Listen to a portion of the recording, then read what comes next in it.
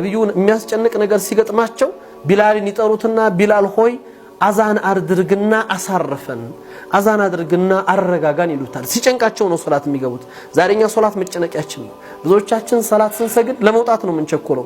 ሱጁዱ ሲረዝም ይጨንቀናል፣ ሰላም እናጣለን። ትንሽ ከረዘመ ውስጣችን ይረበሻል፣ መረጋጋት እናጣለን። ለምን?